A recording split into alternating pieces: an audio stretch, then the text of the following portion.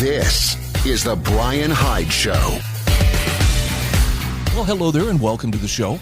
It's a Tuesday, and that means it's time to sit down with Eric Peters and try to make sense of everything that's coming at us at 100 miles an hour. Eric, how are you today? Oh, I'm great. I'm going down to the bank this morning to get a second mortgage so I can afford to feed my Trans Am. I joke around. There was a lady standing at the cash register ahead of me in the grocery store, and something was ringing up wrong, and she's like, I'm really sorry. I know this is taking time as the line's getting longer behind me, but she goes, this is ringing up for $30 more than it's supposed to. And I'm like, hey, $30, that's a down payment on a tank of gas. Yeah, I wouldn't walk away from it either, Yeah. And I have a feeling it's going to get worse. The latest news coming out of the Gulf this morning is that the shooting is resumed. And, Trump, I feel, has painted himself and us into a corner on this thing. There really are no good options. And I think we're going to begin to see some of the really severe effects that are going to go way beyond just us having to spend this much more money to fuel up our vehicles. I just published an article earlier today about what I foresee is going to happen to the domestic car industry, in particular General Motors and Ford, and also Stellantis, which owns Ram and Jeep and Dodge. These companies are massively dependent for their profitability on big trucks and SUVs. That's what they make money selling. And unlike 2008, which was kind of the last time we faced a scenario like this, they don't have anything else in their inventory. They don't have cars anymore. They decided to go all in on trucks, SUVs, and crossovers. So there really aren't many low-cost, high-mileage alternatives in their inventory. So what's going to happen when people can no longer afford to buy, $60,000, $100,000 trucks and SUVs, and these things start to pile up on dealership lots? I think it's entirely possible that we're going to see another round of bankruptcies and potential bailouts. It's so gratuitously unnecessary. But just like back in 2008, these effects occur because of these distortions in the marketplace that are largely caused by political interventions in the marketplace, and we all get to pay the cost for that. Okay, so I'm going to take this opportunity to stump for those who haven't already become free market curious. This is a really good time to pick up a book, something simple. Henry Hazlitt, Economics in One Lesson, and study what free market economics really are. Because we hear talk and lip service to the free market. We do not have a free market today, but things would be so much better if we were, and just plainly because government interference is what causes those distortions, and it always ends up costing us more, regardless of the good intentions. And I think we've talked cash for clunkers many times, but we're still feeling the repercussions of a program from 2008. Oh, and earlier than that, people often wonder, why is it that trucks and SUVs are so popular now? Well, the reason has to do with government distortions. Government effectively outregulated the large cars, passenger cars and wagons that Americans once typically drove as their family mobile, as the vehicle that was practical because you could put 6 people in it, and it had a big trunk and it had lots of room. Well, those vehicles don't exist any longer. The last vehicle that was like that was the Ford Crown Victoria, which Ford stopped making in 2011. So, it's been 15 years now since anything like that was available. And yet people's needs haven't changed. People still have families. They still need a big, roomy vehicle. And when the only option on the market is a huge SUV or, a quad cab pickup truck, well, they sign up for 6 years of $900 a month payments to get into something like that. Yep. I won't say I've always been the most frugal person, but this is driving me more and more into the camp of, get something older, something you can work on yourself, something that isn't monitoring your eyes or, otherwise trying to, keep tabs on you. And, I think that's good. That's going to be where the real wealth is, not so much in, hey, what a nice ride you're driving, but, oh, wow, your car still runs, or you're still free to go where you want to go without being surveilled, in the process. Sure, it's no longer just the economics of it. There's a book, I think it's called the F-150 Millionaire or F-100 Millionaire, and it talks about how the smart people would drive an old truck, let's say, a paid-off old truck, rather than throw money away at a depreciating asset, which is what a car is. It's not an asset if it depreciates, if it's guaranteed to lose money. It's hilarious that car dealers call them investments. Well, that's a pretty shoddy investment that you probably ought not to make. But now it's gone beyond just the money aspect of it. It's also the freedom aspect of it. I've been beating the drums lately about what's coming in just a few months from now. in the 2027 model year when, per the federal government's requirement, all new vehicles are going to have these, they call it a drowsy or impaired driver warning system, which effectively means you're going to have eye movement monitors in the car, in these cameras that are looking at you and making sure that you're looking where you're supposed to look according to what the government says you're supposed to be looking at. And if not, you'll be prodded and poked. And inevitably, I believe the next step of this is going to be that the intervention will come, meaning that the car will just slow down and stop or pull off to the side of the road. Or perhaps, you'll simply get narked on to, your insurance company by the telematics. Oh, you were being a distracted driver. Your driving behavior is risky and unsafe. And so here's the 50% increase in your insurance. That's the kind of plan that they've got in store for us. And that insurance isn't getting cheaper either.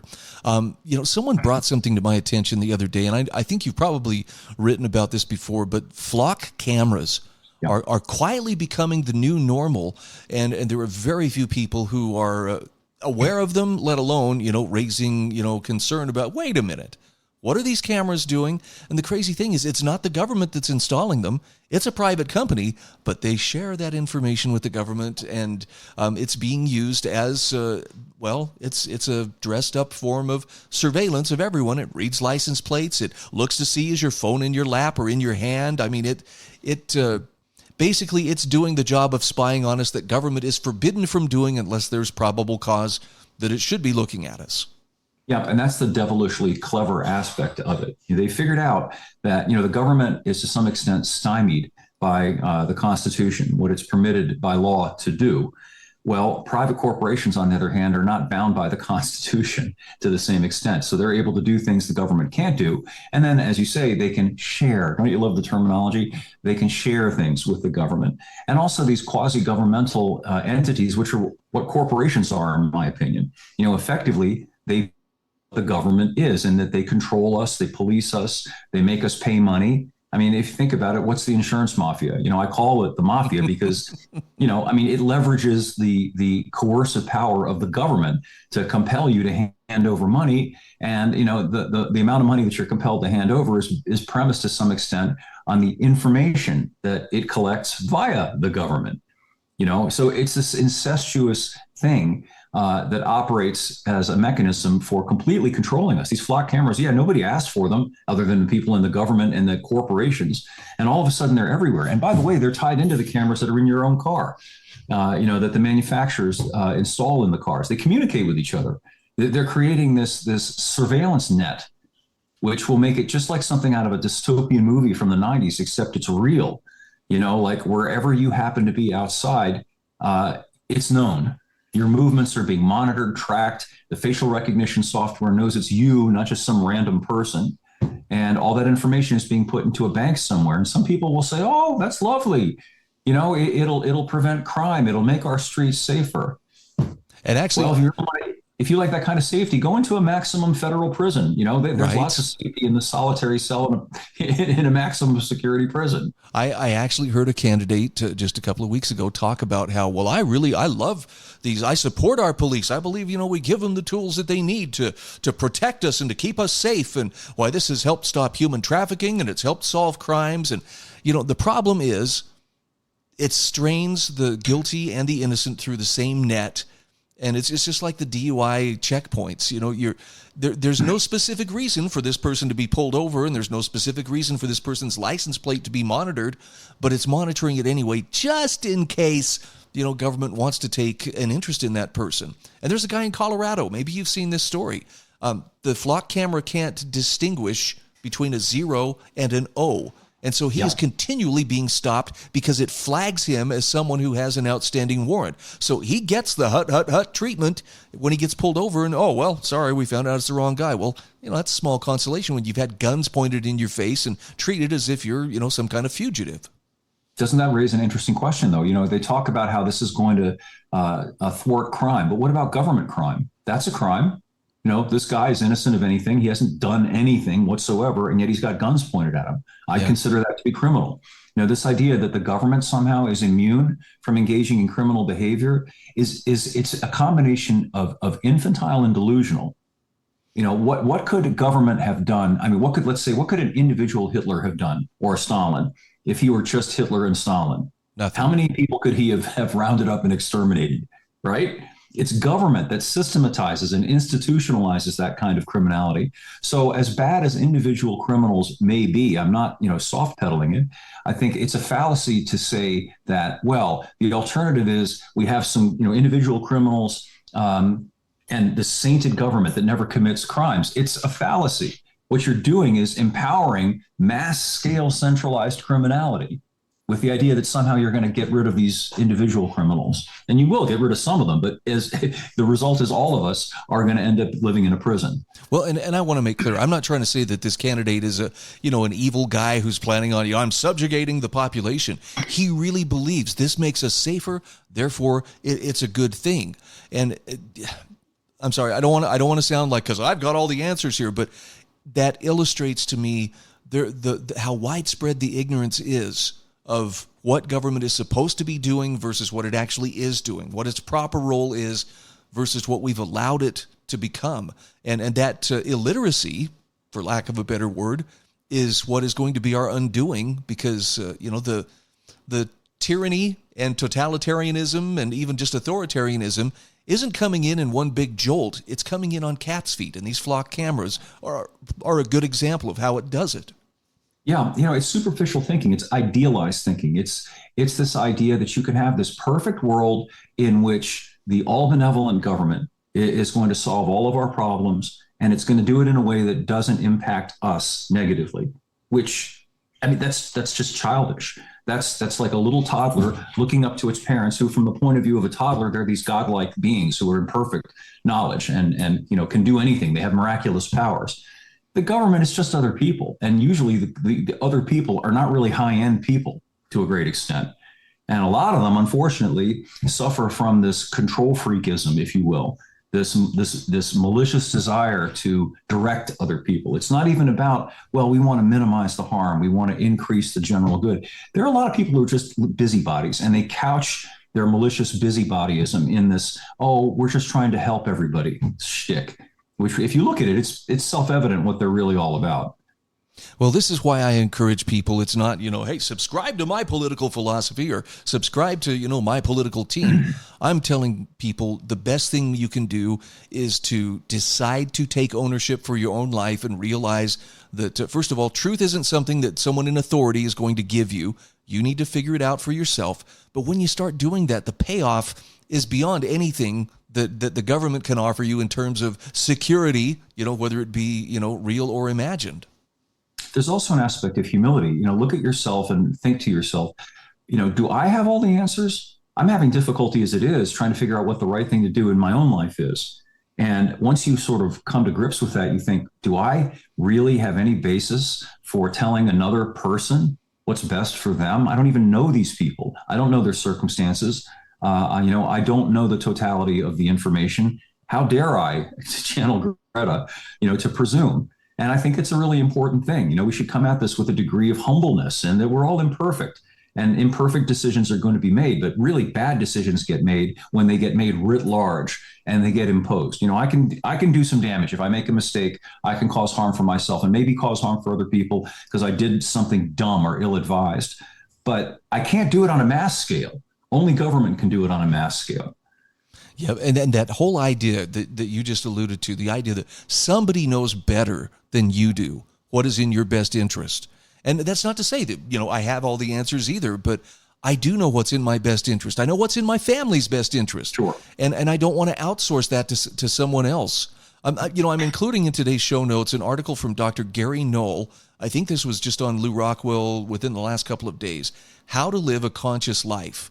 And this is a play off of something that I think it was Plato talked about. The unexamined life isn't one worth living. Yeah. Maybe that was Socrates. I can't remember. I think it was Socrates. But the idea is you don't have to sit there and do navel gazing. It's not a matter of looking at the clouds and what is the meaning of life. It's just a matter of not letting the distractions, and I mean the screens primarily, take your focus off the things that actually matter in the long run.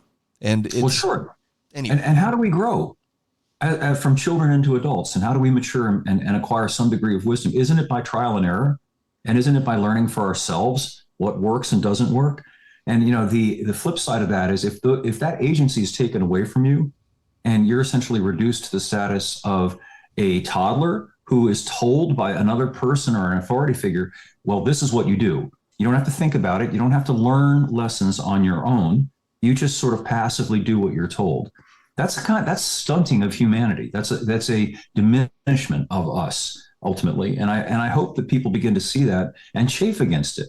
Because our one of our purposes, as far as I'm concerned, my purpose is to figure things out to the extent that I can, to try to understand what I can. And I don't want anybody else, taking that option of figuring things out away from me. Again, Hugh and Greta, how dare they? Yes. and there's an aspect here too, and this is a trap I fall into regularly, but sometimes we need to allow ourselves to be bored. And by that I mean, when there's a lull in conversation, or you've got some time on your hands, you're at the tire shop, your tires are getting rotated or whatever, don't automatically default to, well, here's my screen, let me start, doom scrolling on X or whatever. Have some time to be bored, in the sense that you're not just filling that time with that little rectangle in your hand, but look at the world around you. Have a sense of wonder at what's going on. I mean, it's, this may sound childish, but, are you paying attention? What's going on weather-wise? What is happening with traffic? How are people responding to one another?